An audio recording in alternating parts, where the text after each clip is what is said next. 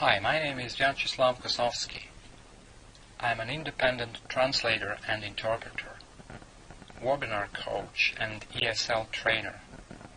Those of you who are not familiar with my publications or did not have a chance to attend my webinars are welcome to my blog at pros.com. My mission now is to help freelancers globally by using a collaboration platform by means of what we call virtual learning, providing trainings and webinars, raising their awareness of the best practices and trends in the translation industry. So that's about me.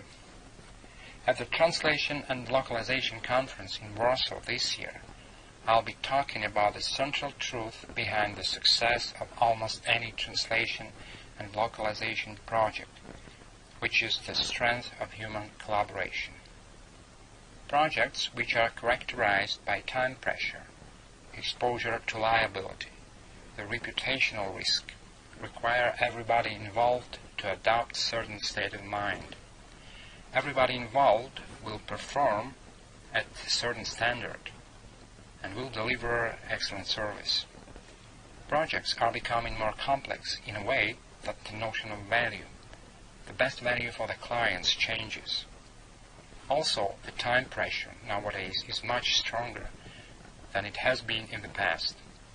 So, as a result of it, project managers have to think differently and act differently in a way that, leaving aside the traditional concept of project management, the tools we use, we have to look in more adapted and flexible ways of delivering projects. For example, we have to abandon the old notion of scope, schedule, cost, and look in a way in which we can manage translation projects in a way to embrace change and allow for multiple scenarios. Allow for change to be embraced without being perceived as a threat to the project. The strength of human collaboration is the central truth of success of any translation project. But projects are made of people, not concrete. Another challenge for the industry is the pace at which we are going global. As one of our colleagues said, now we are living in a global village. Recent studies show that independent translators, translation and localization teams tend to become the cutting edge of the globalization process. Just some food for thought. In the year 2000, there were 360,985,492 people online. Impressive, isn't it? In 2010, we passed 2 billion, and most of the new users don't speak English, as according to Internet World Stats. The Internet has tripled the amount of text read by people.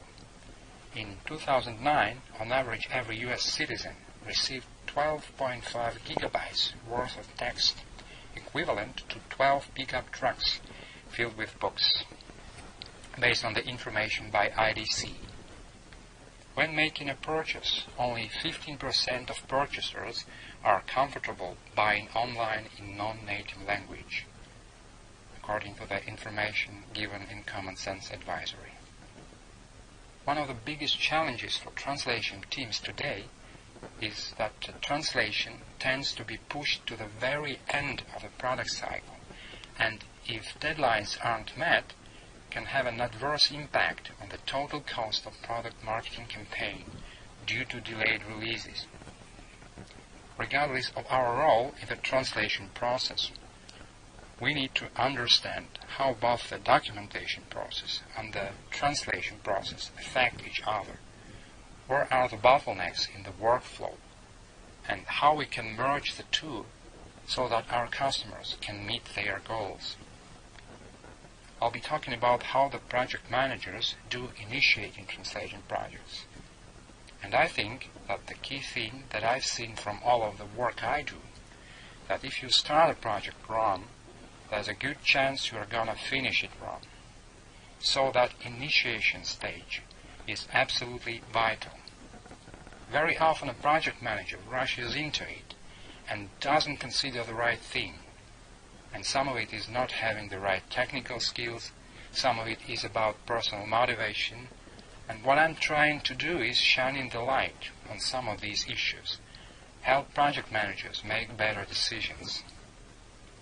I'd like project managers to go back and say, what is it that I do that motivates all the people I have to work with, both in my project team and more widely?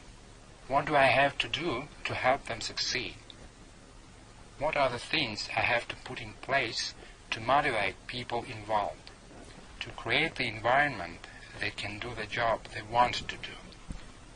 Projects that start wrong tend to end wrong. There are a number of common things that all projects have to deal with. Now the way they respond to is gonna be different. You've got to start thinking about this. You've got to build the time and the effort in. And then you've got to professionalize delivery to make it happen.